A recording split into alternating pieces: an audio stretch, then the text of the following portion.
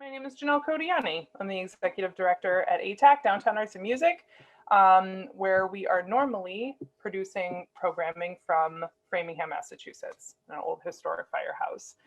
Right now, we're all over the place. You are all over the place. We're joining in this space. We are a visual and performing arts venue. We are a small venue making it through this wild time that is this year and now another year. We typically produce music, theater, spoken word, and other kinds of performances from the venue on the weekends. We have open mics during the week, and we also have 3 galleries we curate. If you are unfamiliar with our space, I suggest you go over to ātac160.org and check it out and see what we have going on over there. Our website is beautiful. Thanks in part to our feature tonight.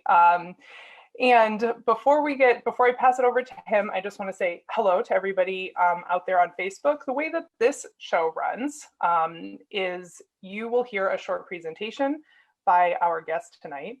And then you'll have a chance to ask questions. You will be able to unmute yourself if you're in here with the Zoom and just ask your questions directly. If you feel shy or that feels like technologically chaotic for you, you can put questions in the chat and I will relay them into the space. The same thing goes for folks who are joining us from Facebook. I will be paying attention to that space as well. So if you see me looking down at my phone, not bored, I'm just making sure the folks in Facebook have an opportunity to contribute. So you can put questions in the comments there too, and I will remind you over there if you've joined later, in which case you don't know this part. And I think that's it. I think that's all I need to tell you about. Thank you so much for being here with us tonight. I really appreciate it. This is one of my favorite series that we have started doing during the pandemic, and I am absolutely delighted to have David Hooker here tonight with us because so much of what we have been able to accomplish in this time is due to his work, to the space. And with that, I'm going to pass it over to you, Dave. Thanks, Janelle. Man,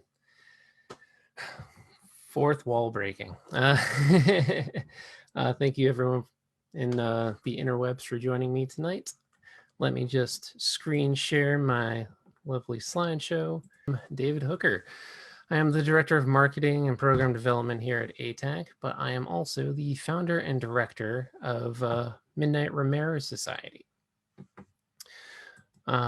Most folks are familiar with Midnight Romero Society and my work through our hybrid program, our partnership program with ātac called Grindhouse at the Firehouse.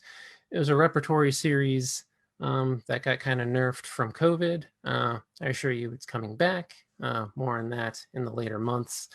But I wear many hats, with ātac and MRS. In addition to all the administrative functions, I do a lot of poster design. For our many events, many, movie watching parties, you name it, there's a poster for it. And same thing with my logo design. We have a lot of articles on midnightromerosociety.org. Even our very infamous swirl logo designed by yours truly. And with all of this, I want to highlight in today's talk how I use retro motifs and elements from old marketing materials like movie posters and retro adverts, comic book adverts, and just artists that I'm inspired by in order to communicate certain events and programs visually. The idea of trying to use little or no words, and oftentimes these motifs are used without people realizing it. And if they do realize it, even better. Paying a lot of virtual homage to, the movies that we really dig or, just love in general. So I feel like the easiest way to talk about all of these things is to explain my influences. And the first of which is movie art, of course. And as a true blue horror movie aficionado, I would be remiss to not discuss the work of Basil Gogos. Basil Gogos is an Egyptian-born Greek-American illustrator. And if you don't know the name, you definitely know his work. from Famous Monsters of Filmland by the Warren Publishing Company. And, while he's a fantastic illustrator, he's really known for his use of color, especially for the universal monsters. You're thinking like Bride of Frankenstein, the Wolfman, Dracula, Creature from the Black Lagoon. And he really gave like these black and white creatures a new and vivid life. The light work and colors are exceptional, but they're also creepy and otherworldly. To quote Roger Corman, a very infamous exploitation director, Basil's art was an amazing gift for a filmmaker like me. Fans knew by looking at the art how terrifying the movie would be before they even got to the theater. And indeed, that's the essence here, and where my creative and marketing design process begins, in that what captures the eye of an audience, as well as their imagination, and what will motivate them to engage with our materials and events over other organizations. Color palette being a definite factor in what I utilize. And this is all thanks to Basil Gogos. And his influence is felt even to today with contemporary artists, such as Graham Humphreys, who, most recently did the Psycho Gorman poster. If you haven't seen that movie, definitely check it out. It's wonderful. And he's done just about almost every, home video release for Arrow Video. And another influence, or someone influenced by Basil Gogos in the contemporary sphere, is Joel Robinson, a good convention friend of mine. He's done work for several films, Shout Factory, you name it. But in addition to other artists, Basil has also influenced filmmakers such as Jennifer Reeder. With such bold colors, you can really capture the eye and tell a narrative. And in the case of marketing, you can use these color palettes, these bold colors, to communicate something very subtle to the audience, such as emotions that would be very difficult to describe in words. An example here is, if you look at this character, where's my pointer? There it is. She very well, blends into her external environment. The blues really, are essentially the same blue. The blue of her hair clip and so on and so forth. And the blue external world, and she kind of blends into that. But when she opens up her locker, you see a very passionate red velvet shrine she keeps locked away, symbolizing that there's a part of her that she's not willing to open up to for everyone, just a select bunch. And that's all done with just color. And this can definitely be utilized in marketing, especially when you're trying to, say, do a repertory series, and try to summarize all of these different movies and get people a feel of what you're showing if they're not familiar with it. All that said, while I love illustration and, of course, movies, my work is much more directly inspired by collage, and taking pre-existing elements and morphing them into something else. This has been a very effective tool, especially like harnessing nostalgia and cultural memory, that has kind of almost a preset mindset and then communicate something completely different. Essentially taking the expected and creating the unexpected. My first exposure with collage was the work of Winston Smith. Most people know his work with the Dead Kennedys, but Smith's independent work I find equally fantastic. He really blends different sources almost seamlessly together, using sources from 1950s and 60s catalogs, movie posters, newspapers, etc. And with these pre-existing materials, he lures us in, right? You could be like, oh, hey, there's Ronald Reagan. Or, oh, hey, there's that Spartacus poster. But then, he hooks us in here. And then with those familiar images, we're brought into the unexpected, where you're like, oh, hey, there's Ronald Reagan holding democracy hostage. Whoops. Or there's Spartacus, but then, all these atomic blasts are causing the empire to fall. And, essentially creating a social satire and social commentary. But one artist I particularly love is Annegret Soltau, a German artist. And what I love about her work is kind of in juxtaposition with Winston Smith in how deliberately not seamless it is. Soltau really uses the physicality of collage to be expressive. Um, you know, stitching, all these different mediums together, really communicates a human touch and at the same time, the struggle to find identity. In a 1975 series of self-portraits she called Tensions, Soltau hand-stitched silver print self-portraits of herself with yarn. And this ingeniously channels the external entrapment, our own thoughts have, and our perceptions of ourselves. But, simultaneously, the yarn is coming externally from the portrait and captures all the influence of an outside hand and snares us even when we're alone, like, left alone with our own thoughts. So while, Winston Smith shows us how borrowed imagery can be used in making the familiar surprising, Soltau gives us an example of how texture and tactility are equally effective ways to communicate so much information in a limited space. And in terms of marketing design, you won't necessarily be sewing yarn into pictures or making full collages. However, there are textures and other aspects of older material that you can use to your advantage and achieve similar results. In terms of motifs, we can look at these different, typefaces and fonts and how they're interacting with the images and shapes around them.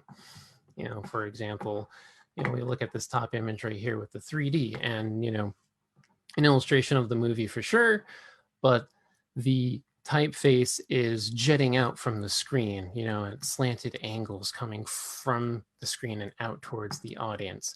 And that really, gives the indication of 3 dimensions. The same could be said about this Jaws, where the typeface is literally 3 dimensions, and put into, or essentially sandwiched in between 2 2D planes, giving the effect and advertising the experience, that they expect you to have, 3D.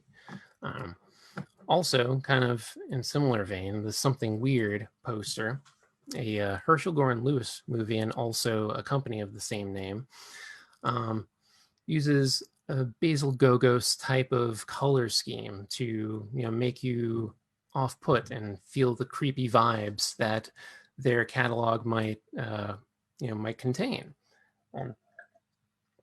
You also have the model's discolored body disappearing into the swirl, and the logo, the typeface, doesn't have a distinct shape. It kind of sags in awkward places and, is almost melting into the swirl as well.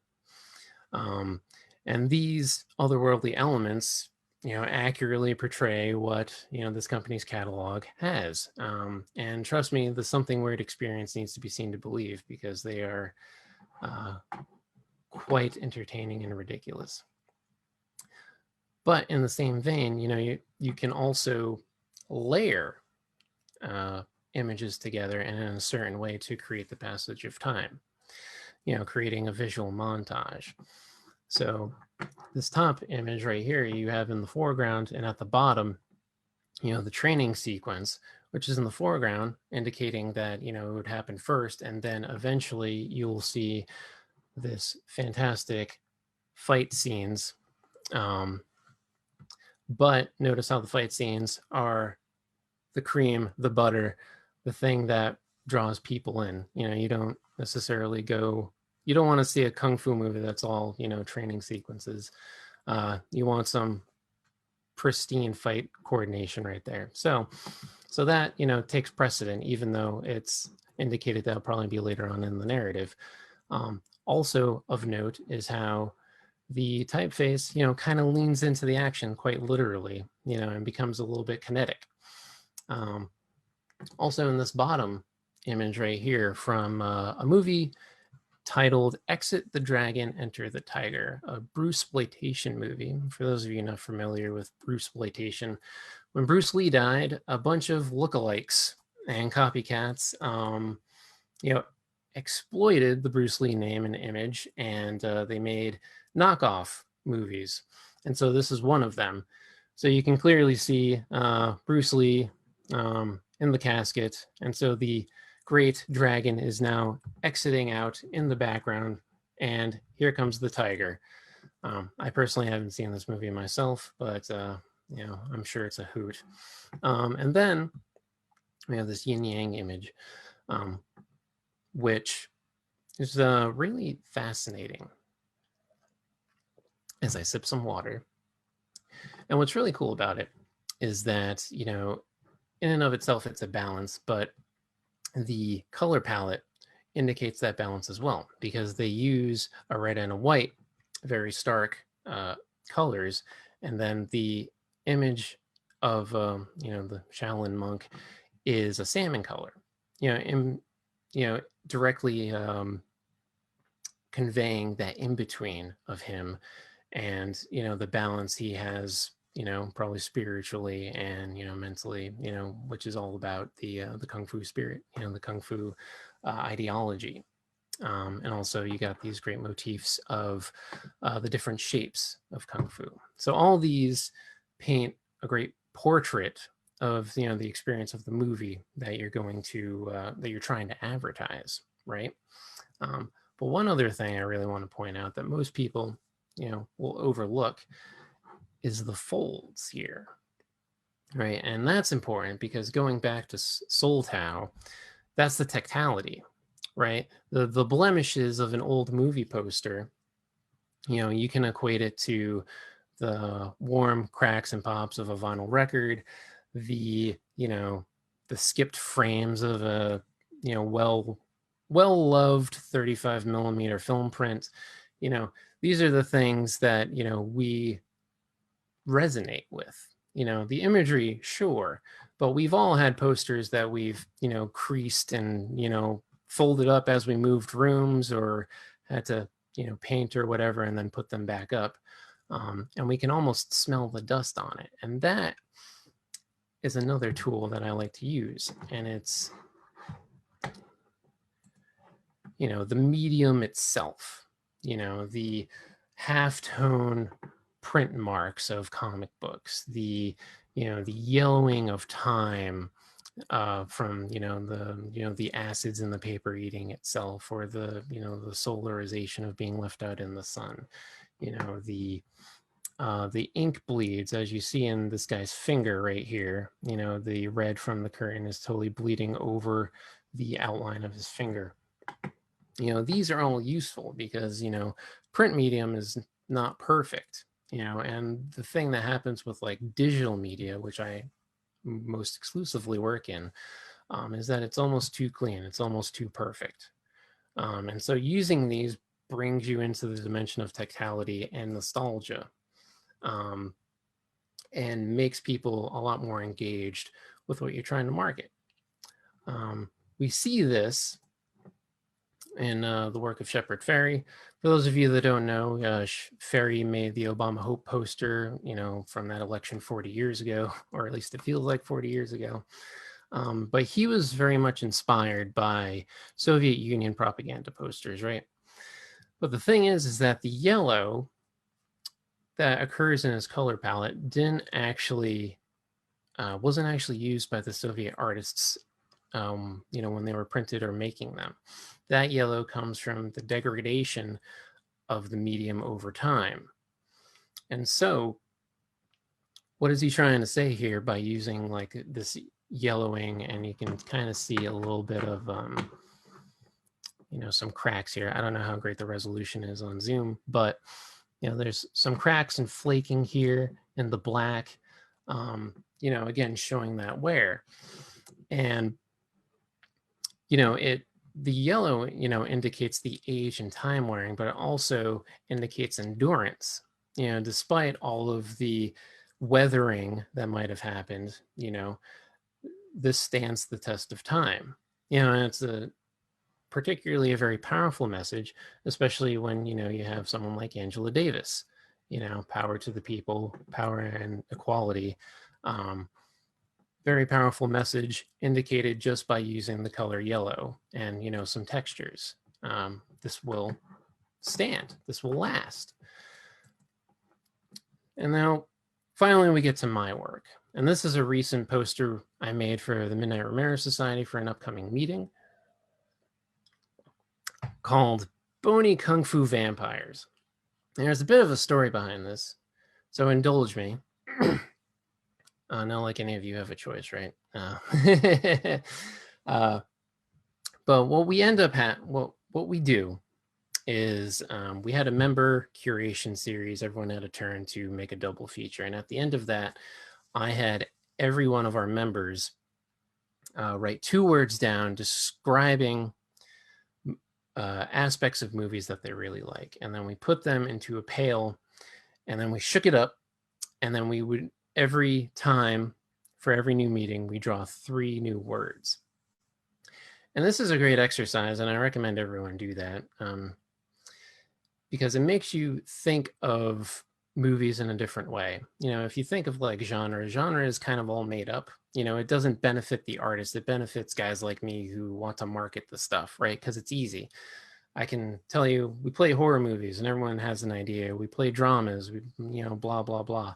But what if like we got really specific with our genres, like almost to an absurd extent, right?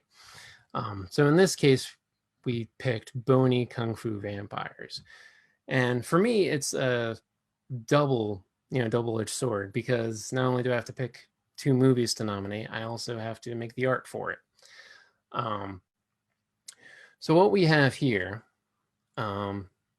is, like we said, like all the Kung Fu posters I just said or shown, we have, multiple layered images, we have halftone textures, and just to add a much physical element to it, an additional physical element to it, I have inconsistent zinc absorption. So if you see like the blue here in the Chinese character, it goes from light to dark, and same thing with this vampire's leg. And it's all just kind of spotty and, inconsistent tone, which is consistent with how things would be printed, on, old newsprint or old comic books and stuff like that. So it's like, 2 degrees of separation. It's a movie poster that then is reprinted in a comic book advertisement. So, hey, why not? But the reason why I bring this up is I want to demonstrate how different it can be when you don't use textures. Like let's say like we wipe all this clean. Like what would that look like? And there you go. Now granted, I would not leave it like this, but it gives you a good example of how drastically, literally drastically different things can be, and how less empathetic and engaging it is, because this obviously becomes a digital image. This obviously becomes, pixels on a screen, and there's no tactility to it. There's no, I don't get the smell of, a library. I don't get the smell of an old comic book from this at all, and the colors are, way too bright and all of this. I'm not going to pick myself apart. That's not necessarily what this talk's about, but just goes to show that adding some physical element to your work, especially to your advertisement, makes it significantly more engaging, because then you're just like, whoa. I'm talking about my own art here. I might sound pretentious, but hey, it's my process. Gosh darn it. So yeah, that's just the example I have for my own personal work. And then, I also incorporate, film grain. This is another wonderful Pumpkin Pale Picks, Mechanical Dance Slashers. A great story about this one is the the theme was chosen, and then I turned to my lovely partner Jenny, and I was like, what do you think? What's the first image that comes to your head when you think of mechanical dance slashers? And she goes, 2XL. And I'm like, done. So she helped me make this sweet vector of the 90s robot toy 2XL. And then we made him, a slasher equivalent to Jason Voorhees, who also likes to get down and boogie with these 1950s high schoolers in the background here. But also in this, you see like the influence of Basil Gogos, because the shadow work on 2XL over here is blue, whereas the background is, a violet. And that tonality, that, dichotomy of color is really striking. So when you see this on like your scroll or whatever, you're like, whoa, this stands out, and also as a little hint, there's a little bit of a pattern in the color here in the typeface, and that is also a complementary turquoise to the violet, which makes it jump out a little bit more. Same thing with our quarantine discoveries. This was like our first virtual meeting. I told everyone, hey, let's get together, let's test out all this new technology and see if it works. Luckily it did. But instead of having like a hard meeting, we just, chose movies that we saw over quarantine, because Lord knows we all watch a lot of movies. But again, you see the tactility coming back. You see the halftones in the typeface, and also in the background. And in this lovely screen grab I took from George Romero's The Crazies. Great movie. Maybe not the best to watch during a pandemic, but hey, maybe when things get better, I'll recommend that movie more sincerely. But also kind of displays how we feel, this unborn agent just floating around, so we all need hazmat suits. But I digress. And also in the logo design, callbacks to say something weird, with the swirl, the 3D tonality and colors, the blue and red, and also the glasses, a vector made from George Romero's own glasses that I created. And what's great about this, and what I really love about this logo, is that it says so much without actually saying anything. Of course it says the name, but then, you also get, the something weird type swirl, the, essentially the B movie hypnotism swirl. You get the B movie 3D effect. And you get the George Romero glasses, which are also, with the typeface I used for the Romero, it's kind of like those, I don't know what you would call them, those novelty glasses with like the different kind of eyes over them. And they're, it's shaped like that, where it has an image printed on them and you can see through them. I shouldn't, if anyone knows the actual name of those kinds of glasses, drop them in the comments, because I have no idea. And I've been wondering ever since I made this logo. But, again, you can use halftones subtly or not so subtly. My friend Mike Welch's fantastic article series, Stories from Convention Land, I wanted to really convey, a comic book convention, a horror movie convention, essentially rock and shock, which we're all from and love, rest in peace, because it's no longer a thing. But, and just using like those types of textures to convey that without actually, explicitly saying that. Our friend Katron and her wonderful article series, Keeping It Real. I wanted a logo that was equally as colorful as, her persona and, and her movies that she's chosen. Another logo, which this one I'm particularly proud of, Depth of Field, which is Jill Boger's fantastic article series about, comfort movies, mostly from the 90s. And what I really like about this logo is how customizable it is, right? Because you have like your standard logo that we use for, you know, the overall advertising of it, and then it caters itself to article specific customization. So for this one, she talked about 3 men and a baby, and she was saying how hunky Tom Selleck was. So I was like, well, why don't we incorporate Tom Selleck into this logo to really showcase how much of a hunk that mustache is? And there you go.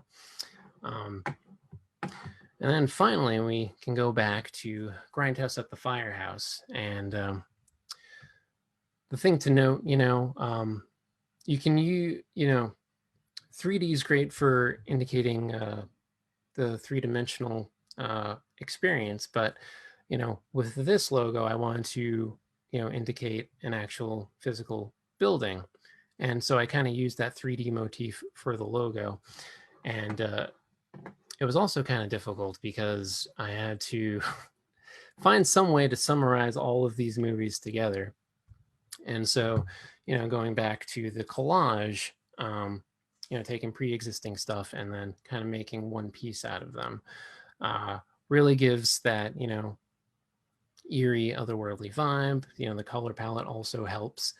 And, you know, I mean, if you look at this, we got, what is it? 2 R-rated movies, a non-rated movie, an NC-17 movie. So this is like, you know, there's no Disney movies here. So you really kind of want to like be very accurate with how people should feel about this. You know, if this image is unsettling to you, then you're probably not going to like the movies that we're playing. But if you're down for this image, then come on down to Grindhouse at the Firehouse.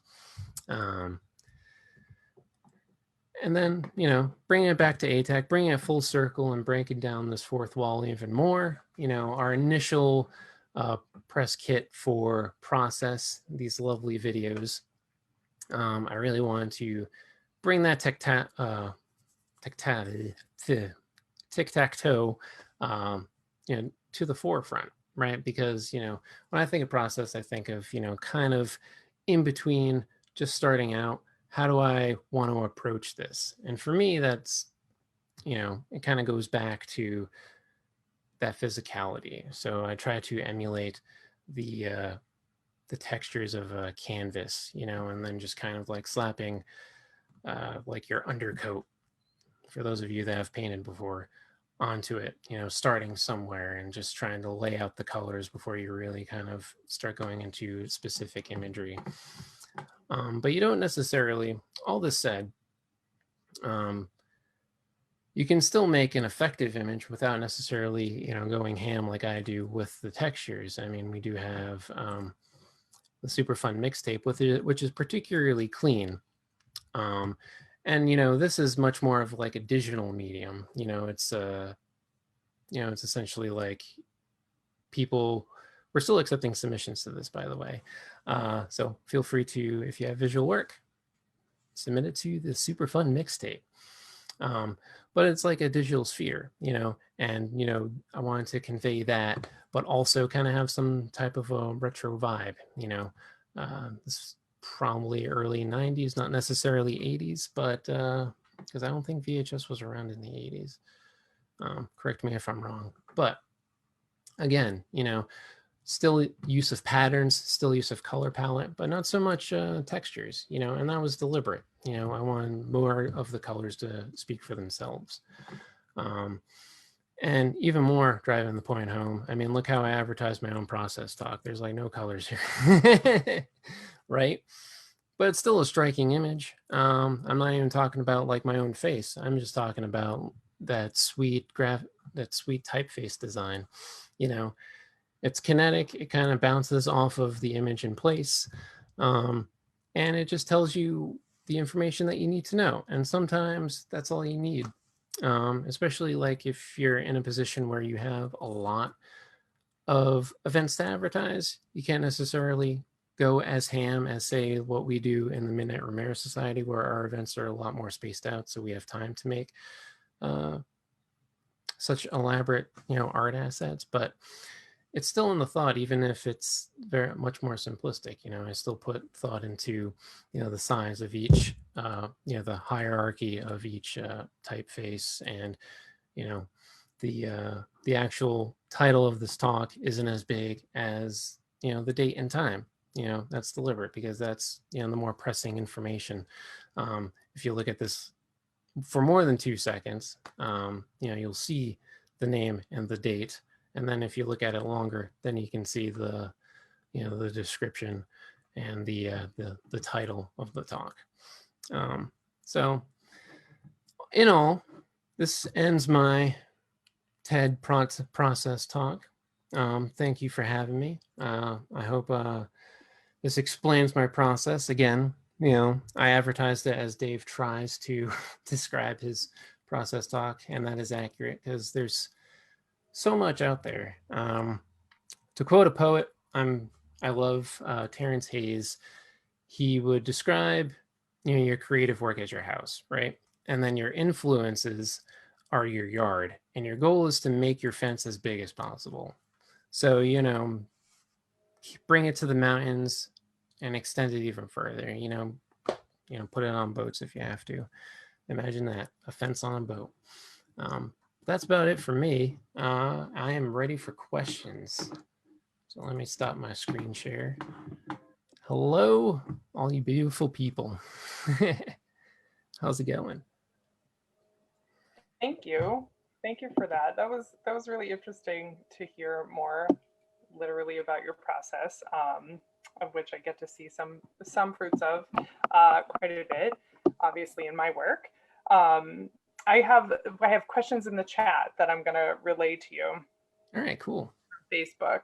And just a reminder for any folks who joined later than my meandering talk at the beginning, if you have any questions or comments, you can put them in the chat. I'll read them, but you can also just go ahead and unmute yourself and interject as well if you like. It's a casual environment. So one question we had from Ryan was, with collaging, do you know if there are copyright concerns with collages?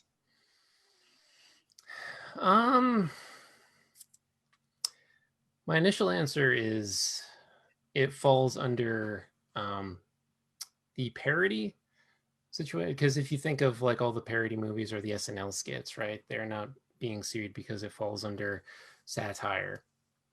And I think in a lot of ways that's the case, because it's essentially taking something and then making something new out of it. It takes it out of its original context and makes it original again. That's not necessarily the case for, say, music. I know that a lot of hip hop artists and DJs have to get permission if they're going to sell if they're going to use like a sample in a beat, and it's going to be marketed and put on an album and all of that, then they have to get rights to that, which is another audio collage, if you will. But for visual collage, I think for the most part, as long as you distort it enough, you're free for any legalities. Plus, also keep in mind that using promotional materials are inherently in the public domain. So that's why you see a lot of collages using like Time Magazine and stuff like that, because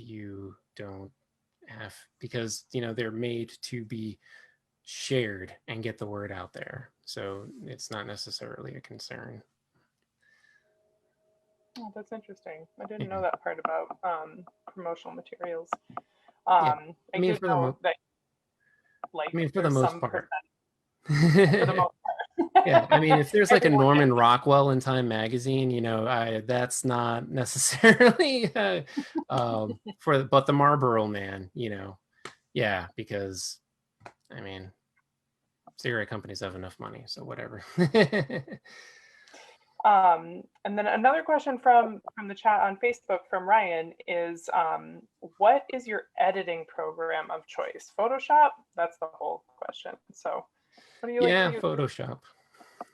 Photoshop. I mean, and it really depends on the workflow. For like Midnight Romero Society, I use Photoshop and a little bit of Illustrator, like a very small amount of Illustrator, because that's another that's another world. But I also use Canva, and Janelle, you hooked me onto Canva, and that is great for workflow in general, especially for like a large amount of events, because it's quick. And I also do a lot the slideshows for a lot of our shows. So what we do for our virtual programming is we have uh, previews with public domain music that play before all of our uh, virtual performers get on. Uh, and that helps people situate their audio situation, and also give them a taste of what's to come, a sampling, our events calendar.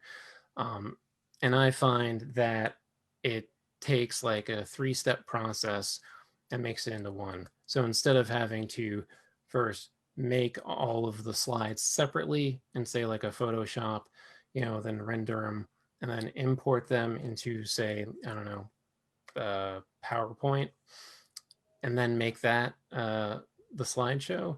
I just make all of them into the slideshow, download them separately, and then put them on their social media cues. And then I just download the slideshow for whatever show we have coming up. For Saturday, it's Mega Ran, so get ready for that. Always working. We have another question from the chat. John Jameson, I should say, a former feature on Process, and you can check out those videos on our website. And I highly suggest that you take time to check out our previous talks as well. They're also lovely. But John says, Dave, what movie or show do you think has the most accurate graphic design, poster, promo materials for telegraphing their content versus what movie has the most misleading graphic design? Oh my God, that's a great question, and I wish I pay more attention. I'm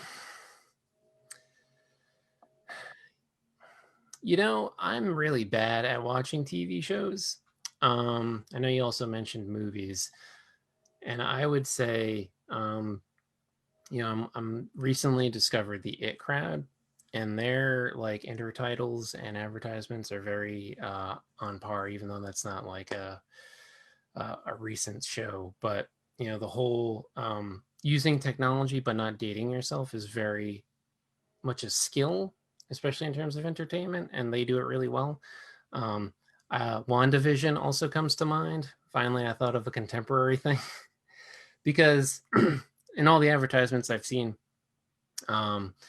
it really is a collage of all these old sitcoms, going back to like, the 1920s, 30s, 50s, like the black and white, and then bringing it back to like the 60s and 70s and so on and so forth. And I think that is a very accurate representation of how that show operates. As opposed to shows and movies that don't have a great marketing, that's hard to say.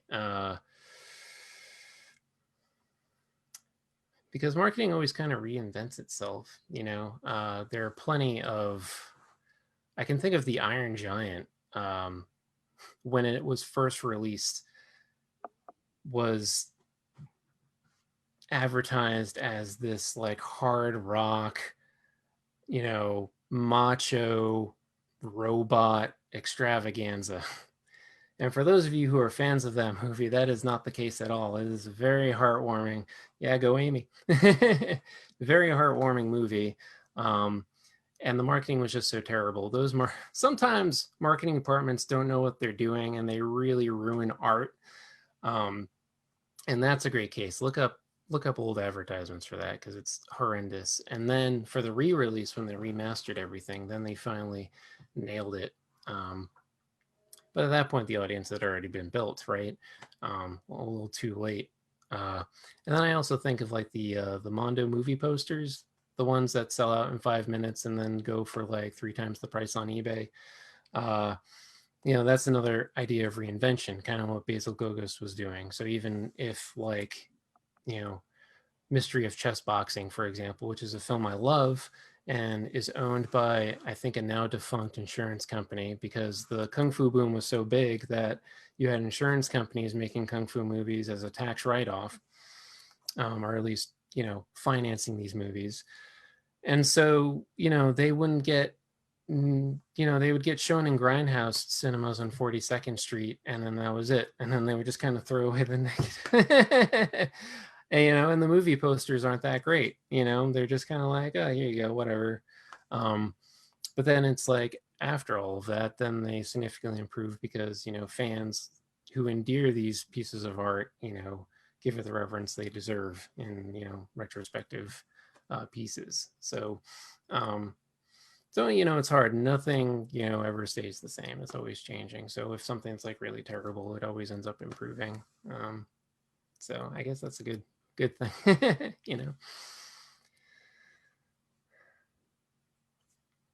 I have one. And just a reminder, anybody, if you want to just ask any questions, you can just do that.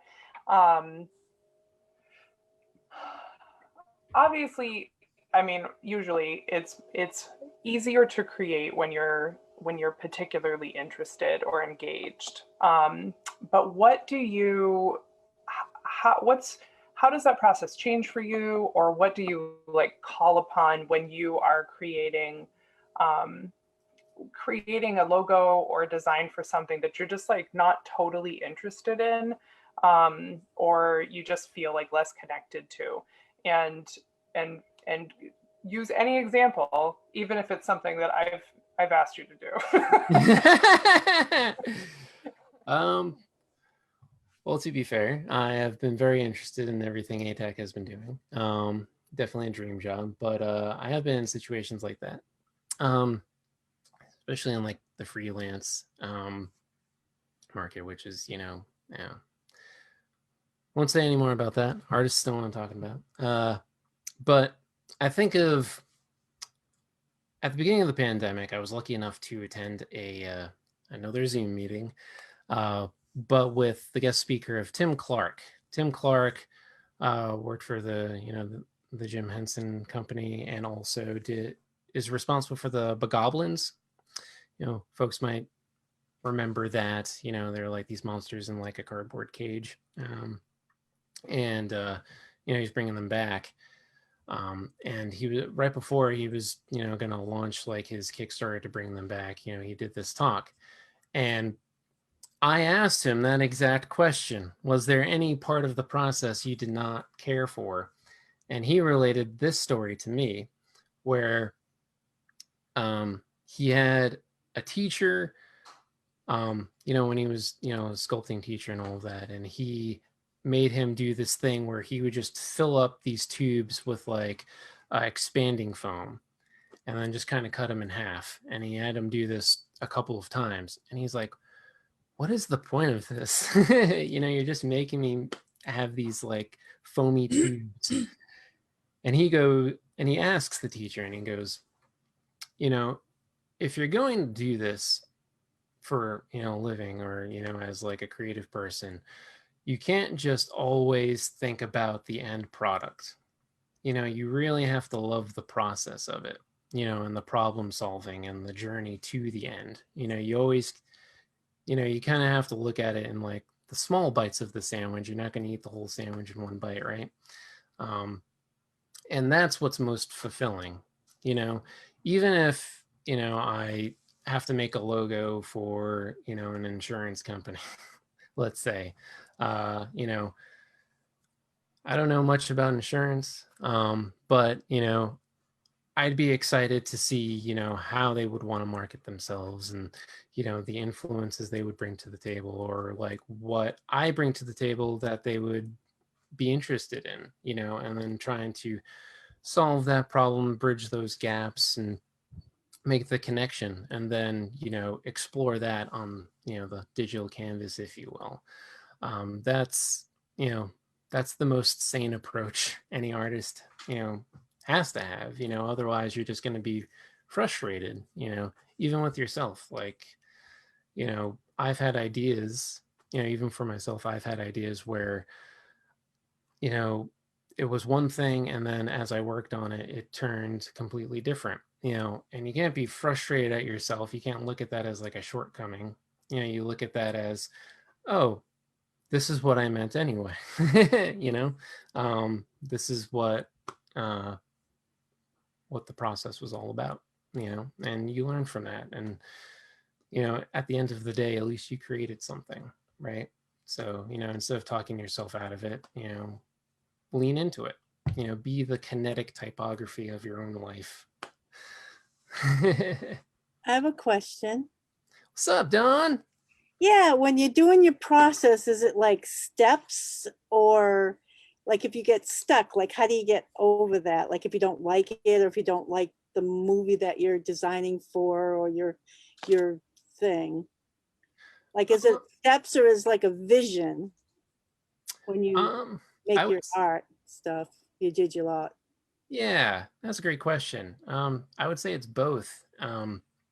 Because there are moments where I've had a vision and then I'm like, oh no, this is bad. This is terrible. And then I have to like completely, yeah, exactly. And then I have to like completely start over again. So you can say that like realization is like step one, right? Where, oh, this isn't working. Especially like with like the genre, the made up genres is what I like to call them, the pumpkin pale picks. Like that's a lot of like hammering things out. So the Kung Fu one, really spoke to my heart because I love that genre so much. But there was it 80s Disco B movie was the one we just recently had. And while the movies picked for that were fantastic. So fun. Yeah, it was so fun. But while the movies for that were great, trying to figure out a visual representation of that was just insane. Like I went through 5 different versions of the poster that I ended up going with because nothing was working. I mean, honestly, disco happened in the 70s. The fact that there's an 80s disco is like, it's nonsensical, but you roll with it, and so, you do take it step by step. I don't, what's the expression? Kill your darlings. I don't think of any idea I have as sacrosanct. Everything's in flux. And everything's malleable. And I feel like that's the best way to go through it instead of plowing through and making, that's how bad art's made, is not compromising. The best artists are the best compromisers, Well, they say, when you look at art, you're supposed to step back, and that's what you probably have to do with yours too. Like take a break from it and then go back to it. Yeah, exactly. I mean, the Kung Fu poster is a great example because I thought I finished it. Like I did it last week, and then I added it to the slide earlier this week, and I'm like, I actually want to change some things. Like there's some things that aren't really working. So, that's a lesson I'm constantly learning. My friend John Jameson, who asked a great question and also has a great process talk everyone should check out, does this cool thing with his paintings where he flips them upside down to get a different perspective. And I always think of that when I'm working, and I'm like, Dave, it's time for you to flip this upside down. Either literally, like in Photoshop, I flip it upside down and see if that gives me any more insight, or I just shut my computer off and go snuggle my partner who just came home. I hear her right now. So yeah, always change. I have a question. What's up, Amy? Hello. First off, I do just want to comment that I love your posters that you make for MRS. They're so fun. I think every time like they come up, I'm just like, this is better than the last one. Like they're just so fun. So thank you for making those. But kind of to, I guess, piggyback onto Dawn's question, your process, you touched on your process and you're always making changes. So are you ever fully done with something? Like how do you know when you're like, all right, this is it, done? Usually when time runs out. True. I mean, there's 2 ways to approach that. I mean, as a marketer, right? You kind of have to be done, right? Because there's always something else coming up, and there's always deadlines and stuff like that. Personal projects, I can work on them in my entire life. I was really into poetry. I've written a book of poetry, and I got my degree in English, concentration in poetry and film. And they say the same thing about poems, where poems are never complete. You're always revising them, and that's always frustrating. It's kind of why I've taken a break from poetry. Multiple reasons, but I feel like I'm a lot more eloquent visually, and so I feel a lot more satisfied, even if I can fine tune some things visually. That I'm more happier leaving something like 95% finished on the virtual sphere than I am on the written sphere. I'm just having a lot more fun that way. Yeah, good. And then my second question is, I'm sorry, I logged on like 5 minutes late, so I'm sorry if you already touched on this, but I like, what kind of inspired, like, as someone who got into horror movies and everything like this, like later in life, like when did you start getting into all of this visual stuff, all this kind of cool stuff, or horror horror movies, horror genre in general? Or is there anyone that inspired you, or you just kind of stumbled into it on your own, like as a kid or just later? Yeah, speaking to horror movies specifically, I think every horror movie obsessive has that one movie that they watched too young, right? And mine was Pet Sematary, which I watched with my mom. I don't know what she was thinking, but the little boy just, I won't go into any specifics, but just know that he does some gnarly stuff, and it's forever ingrained. And I can never look at like pea soup again. It's just after that movie and The Exorcist, I don't find it appetizing. But that said, I always have, I tell this to Jenny all the time, where I always feel like I'm behind, behind in books, behind in movies. And when I was younger, I always, felt self-conscious about that. Like there's always there are these artists I never knew and I should have, and yada, yada, yada. But as I get older, it's more of a flip, where it's good because the world's still interesting, and it keeps you curious, right? Yeah.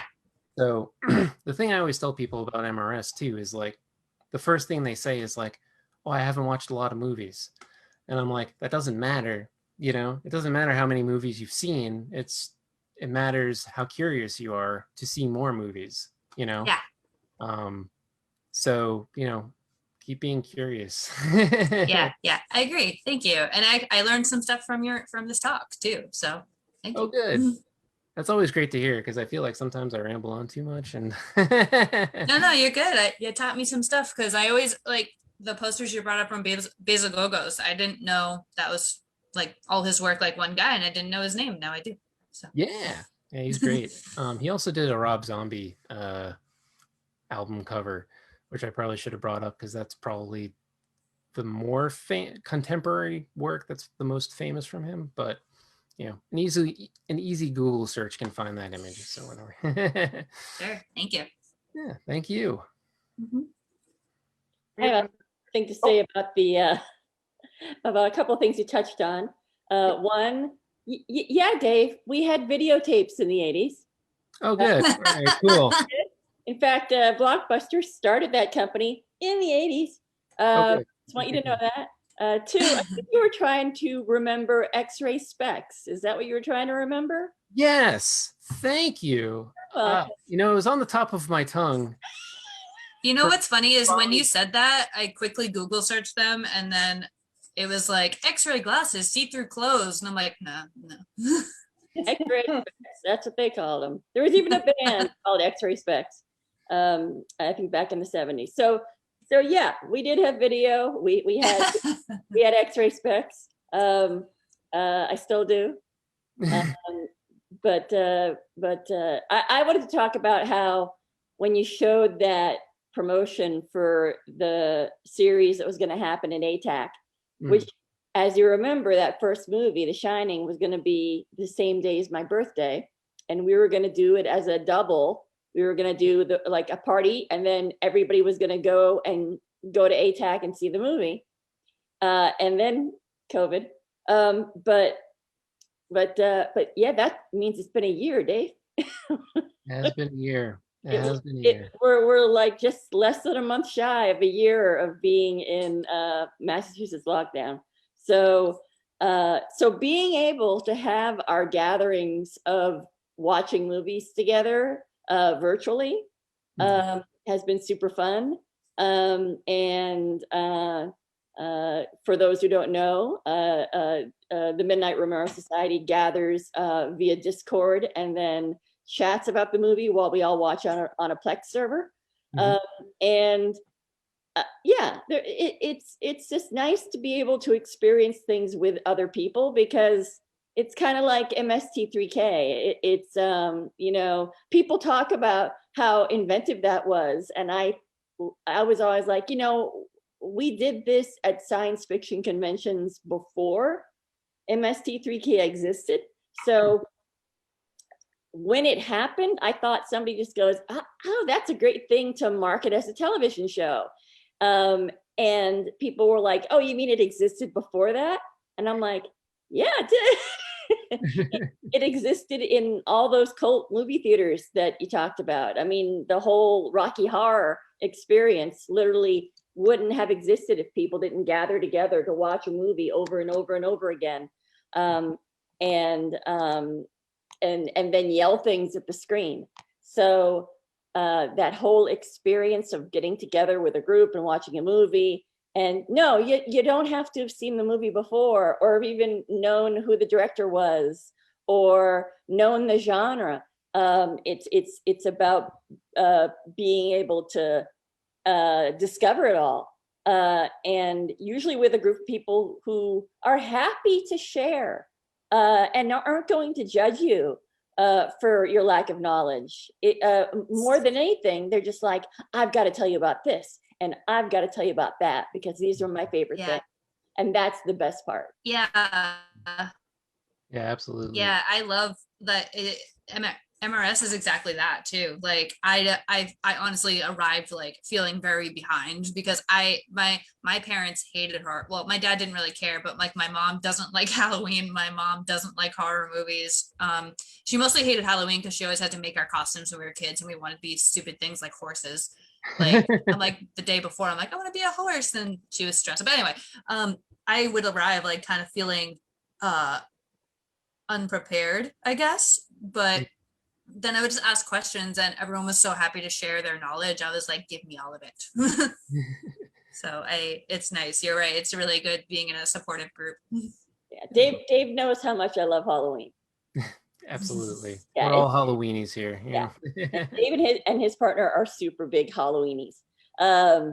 So and we both support each other in our love of Halloween. Absolutely. Virtual love, everybody. And touching on the openness of MRS, it's always something I've strived for. Because the thing I always didn't like is pretension in gatherings, and there have been plenty of groups that I've been a part of, debate clubs and film societies that just had those ornery members that were like, oh, you've never heard of, and I'm like, no, why don't you tell me? Knowledge is a thing to be shared, not earned, so I've always wanted whatever, if I was ever to be responsible for a group or a club or whatever, to have it be open-minded and willing to share whatever we know. That's why I love ātac so much. We're open and willing to share. So like-minded organizations, and I'm the middle of the Venn diagram. Yeah, it's really always better to have people that are interested in learning and interested in teaching, doing things, especially when there's like gatekeepy areas of knowledge. It's just it's gross to have things like that and like hidden behind all of these walls of pretension, as you said. There is another question, one more question from the chat. Michael asks, what do you find more challenging, working with color or black and white images and designs? Ooh, that's a good one. They both have their ornery moments. You know, and there are tricks to deal with them. I mean, there are some black and white images that, especially when the composition is complicated. There was one poster I made for our first holiday, our first holiday special. And I used a screen grab of, was it Black Sunday, because the fireplace in that is so boss. And that's a black and white image, but then I had to have a lot of text on it, you know, because it's informative and all of that. So, you know, having a black and white background with all of that, it can be tricky because things can easily be absorbed into that. So you really have to choose your colors well. And what I ended up doing was I didn't put any texture on the black and white, and I textured all of the other assets I made. I colorized them myself just to give it some dynamicism. You know, you never, you know, I mean, with color, you know, it's about the color wheel and then just trying to find the balance in that. You know, so I guess I'm talking in circles just to say that black and white can be a pain in the butt.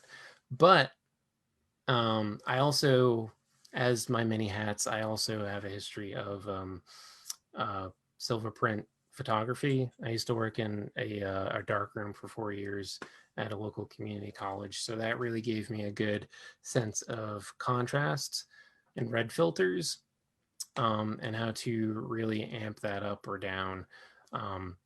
You know, again, you know, using like the physical knowledge to apply to the digital space. So at this point, I don't really have like, I don't hate either or.